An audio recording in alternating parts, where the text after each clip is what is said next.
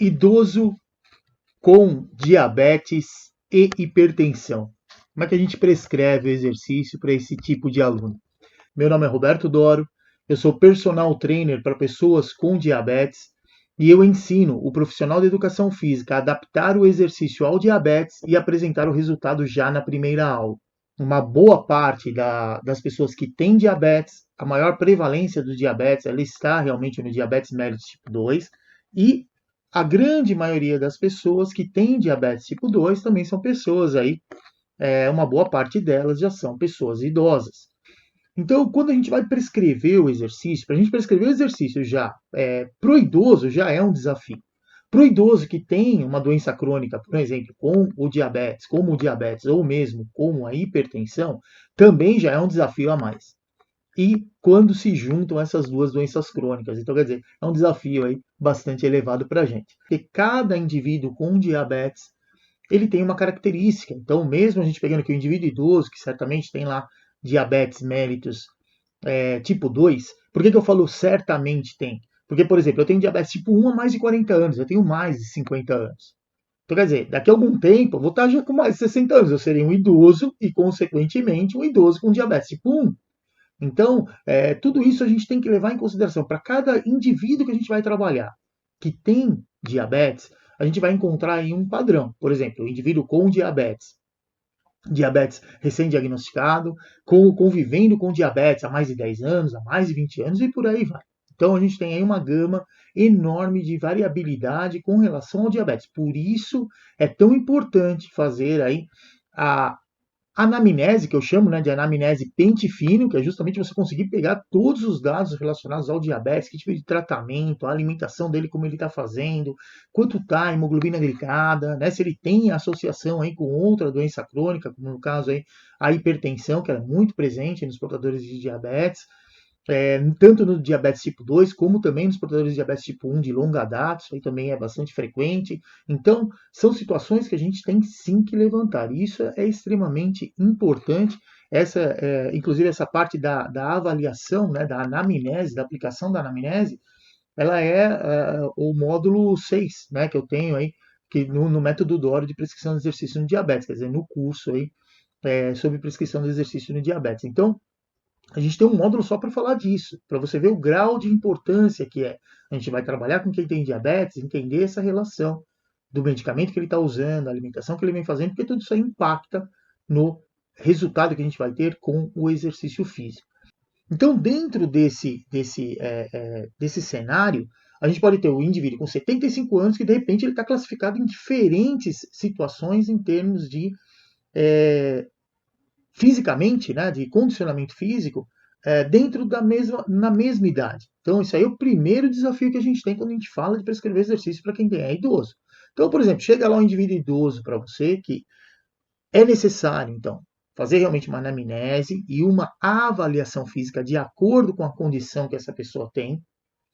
Primeiro, classificá-lo e depois fazer a associação com o tipo de doença crônica que ele tem. No caso aqui, o que a gente está falando, quer dizer, ele tem diabetes com 75 anos, e então é importante, primeiro, ver que grau de condicionamento físico esse indivíduo tem. Isso aí, muitas vezes, a gente consegue já, de primeiro momento na anamnese, consegue já, de certa maneira, levantar, que na hora que você conversa com a pessoa, né, ele está vindo te procurar para treinar, ele fala que, olha, eu não estou conseguindo controlar direito o diabetes, está meio bagunçado, e quando você pergunta para ele como ele está fazendo o tratamento, muitas vezes o que ele está fazendo? Ele está tentando controlar ao máximo a alimentação e usa lá o medicamento e não faz nada de exercício físico. Nem atividade física ele não tem feito. Isso a gente sabe que muitas vezes tem uma relação direta. Por quê? Muitas vezes a pessoa com diabetes não compreende exatamente o que ele pode comer, porque a gente tem que entender que a alimentação é através da alimentação que aí vem todos os nutrientes para o nosso sistema. Não só para a gente fazer exercício, mas também para manter aí a nossa saúde. E muitas vezes as pessoas se desesperam e falam, não vou comer nada com carboidrato. A partir do momento que ele escolhe não consumir nada com carboidrato, ele começa a não consumir carboidrato e, ao mesmo tempo, ele não consome também vitaminas e minerais que contém nesses alimentos com carboidrato. Muitas vezes fibras, por exemplo, frutas, né? A gente sabe que tem lá, tem frutose, que é um carboidrato simples, mas tem também vitaminas, minerais, água, e nas frutas, geralmente que tem casca, que a gente consome, também tem fibras. Então, quer dizer, ele está deixando de consumir fibras, está deixando de consumir vitaminas, minerais, outros nutrientes que também contém naquele alimento. Isso aí, ao longo do tempo, o que normalmente vai fazer com a pessoa? Vai deixando ele fraco. E fraco a gente não tem a menor vontade de fazer exercício. Então, dentro já desse primeiro momento que você aplica a anamnese e conversando com a pessoa como ele já vem fazendo o exercício, que nesse tempo, né, que eu prescrevo e acompanho exercício para quem tem diabetes, quer dizer, mais de 20 anos que eu trabalho com isso, eu já peguei tudo quanto é tipo de pessoas. E muitas vezes a pessoa vem conversar com você e fala assim, olha, eu estou lá tomando medicamento, estou controlando minha alimentação e faço caminhada diariamente. Só que assim, ou a caminhada diariamente já ficou muito chata, ou então ele está percebendo que só a caminhada não está sendo suficiente para ajudar no controle do diabetes. E mesmo porque a própria caminhada, junto com o processo de envelhecimento, ela isoladamente, ela não é alto, né, suficiente para poder fazer a manutenção da massa magra desse indivíduo. Então, ela não preserva a autonomia desse indivíduo. E, consequentemente, vai ficando muitas vezes, é muito comum as pessoas com diabetes sentirem fraqueza, principalmente nos membros inferiores. Isso é bastante comum, principalmente porque eles não têm um bom controle metabólico. Então, dentro desse cenário, você vai primeiro elencar aí, vai determinar de que maneira você vai prescrever o exercício para essa pessoa. Então, quer dizer, como idoso, ele se classifica em que situação? Na funcionalidade dele física, né? na autonomia física dele. Aonde ele está? Esse aí é o primeiro detalhe. Segundo, como é que a gente vai impactar no tratamento do diabetes? De acordo com o equilíbrio, precisa sim haver essa interação entre a alimentação que ele vem fazendo, o medicamento que ele vem tomando e o exercício físico. Porque muitas vezes você pode levar em consideração o grau de condicionamento que ele tem, onde ele está classificado, né, na parte funcional do idoso, da parte de autonomia física. Dentro disso, você prescreveu lá o treinamento. Você mede a glicemia antes, mede depois no final, e muitas vezes, ao invés de diminuir a glicemia, mesmo ele estando num quadro de hiperglicemia, quer dizer, glicemia aí acima de 180, no final do exercício, ao invés de estar com um valor menor, está acima de 200.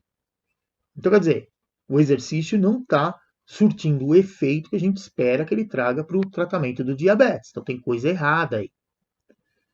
Nessa situação que a gente tem que entender essa relação, o ajuste fino entre a alimentação que ele vem fazendo, o medicamento que ele vem tomando e como a gente vai fazer a prescrição do exercício. E aí, junto com isso tudo, ainda tem a questão relacionada à hipertensão arterial. E no caso da hipertensão arterial, é uma outra situação que a gente tem. Às vezes esse indivíduo está com uma hipertensão arterial leve por conta do processo de envelhecimento dele. Ou muitas vezes ele é um indivíduo que já tem uma hipertensão grave, ele trata, ela precisa de 3 medicamentos, por exemplo, para conseguir tratar o grau de hipertensão que ele tem. E aí a gente começa a importância, né, de nós, profissionais de educação física, agindo como profissionais da saúde, entendendo essa relação dos medicamentos com o exercício físico. O único medicamento que a gente vai ter um impacto direto com relação ao exercício físico, geralmente está relacionado aos beta-bloqueadores. Então, eles vão, no momento de esforço, eles vão diminuir o quanto a gente vai conseguir aumentar a frequência cardíaca desse indivíduo. Então, ele impacta diretamente na maneira que a gente geralmente monitora aí o exercício. E tem que respeitar, claro, usar a escala subjetiva de esforço e respeitar o que seu aluno está sentindo naquele momento. Só que, metabolicamente, o que a gente tem com os medicamentos que normalmente são usados no tratamento da hipertensão. Um dos primeiros medicamentos que geralmente é utilizado é algum tipo de diurético. E aí, qual o grande problema disso? Se ele usa diurético, ele vai urinar mais, para perder mais líquido e, com isso, controlar a pressão arterial. Só que se ele não tiver um bom controle metabólico do diabetes, o que acontece? Ele também vai urinar mais. Porque com glicemias acima de 180, o rim está trabalhando lá muito mais rápido para tentar eliminar aquele excesso de glicose que está no sangue, através lá da urina. E com isso ele perde sódio também. Então, olha aonde a gente vai chegando. Né? Por isso que muitas vezes você vai trabalhar com pessoas que têm, às vezes, só hipertensão, pessoa idosa que é hipertenso e que usa diurético, muitas vezes ele reclama de câimbras. Por quê? Ele está perdendo muita água, está perdendo minerais, e o tipo de reposição que ele está fazendo automaticamente impacta no condicionamento físico dele, claro, na resposta que ele vai ter e, consequentemente, as câimbras muitas vezes aparecem por uma questão relacionada à desidratação mesmo. Então, isso é algo que a gente precisa também levar em consideração e que metabolicamente vai impactar também. Então, não adianta você medir lá a glicemia antes de fazer o exercício, pegar esse indivíduo e colocar ele para fazer o exercício lá, que certamente o resultado que a gente espera do exercício, com a resposta glicêmica, ele vai modificar. Porque o que acontece? Quando o indivíduo está mais desidratado, o sangue ele fica mais viscoso. Se ele fica mais viscoso, o atrito nos vasos sanguíneos e o esforço do miocárdio para bombear esse sangue que está mais denso, está mais grosso, consequentemente vai impactar diretamente na pressão. Então, e além disso, a pessoa, né, você conversando com ele, mesmo que você fez lá a avaliação física, está prescrevendo exercício numa intensidade que para ele é moderada, ele vai sentir naquele dia como sendo vigorosa. Porque metabolicamente ele está alterado por conta dos medicamentos que ele vem utilizando. Então, essa relação, né, que a gente precisa sim levantar quando vai começar a trabalhar com o indivíduo lá que é idoso, primeiro classificar ele para ver em qual grau de autonomia física ali ele tem, né, de acordo com a classificação de autonomia do idoso. Além disso, ver o tipo de controle que ele está fazendo do diabetes, com qual medicamento ele está sendo usado, se ele também já está insulinizado ou não. Isso também é importante para na hora que, dependendo do horário que ele vir para fazer o exercício, você entender aquele medicamento que ele está tomando, se ele tem um efeito, o efeito está mais alto, né, está mais ativo naquele momento ou não.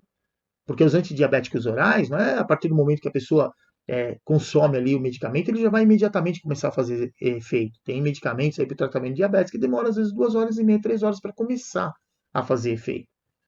Então, se ele tomou no dia anterior, tem aquele resíduo do dia anterior, aí até ele tomar uma nova dose, vai ficar aí mais ou menos 2 horas até começar a ter efeito.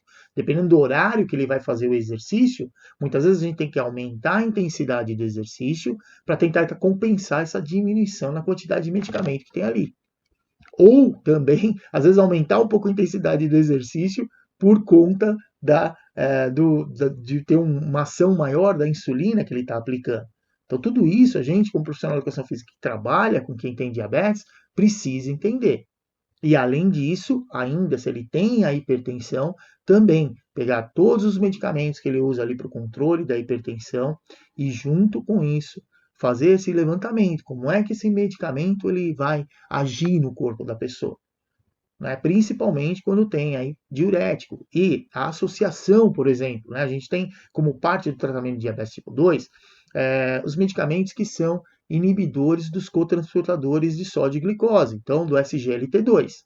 Esse medicamento faz o indivíduo ficar perdendo glicose pela urina, mesmo independente do valor que tiver a concentração de glicose no sangue. Então ele é um anti-hiperglicemiante. Só que com isso ele perde glicose na urina, mas também perde sódio. Então ele está perdendo minerais. Só que além disso, esse indivíduo ele também é hipertenso. E ele toma um medicamento que tem, muitas vezes, a associação de um vasodilatador com um diurético, por exemplo. E aí o que acontece? Esse indivíduo vai urinar mais ainda. Então, isso é bastante importante a gente, como profissional de educação física, entender, para na hora que esse indivíduo vier treinar, a gente conseguir fazer o quê? Durante o treino, nem sempre respeitar o período que a gente leva em consideração para fazer a reidratação. A hidratação, ou no mínimo, nem falando de hidratação, falando de ofertar água para o sistema, para diminuir o esforço cardiovascular. Claro que você não vai dar 300 ml de água, 500 ml de água para ele, vai dar pouca água, mas com uma maior frequência. Com isso, você consegue fazer com que o sistema seja retroalimentado e, consequentemente, vai diminuir esse impacto que tem geralmente na percepção subjetiva do esforço para esse indivíduo, e junto com isso você consegue um bom resultado também na glicemia do seu aluno aí com diabetes e que também é hipertenso, e no caso aqui hoje a gente falando aí do indivíduo que é idoso. E lembrem-se, né, que o exercício é tudo de bom para quem tem diabetes.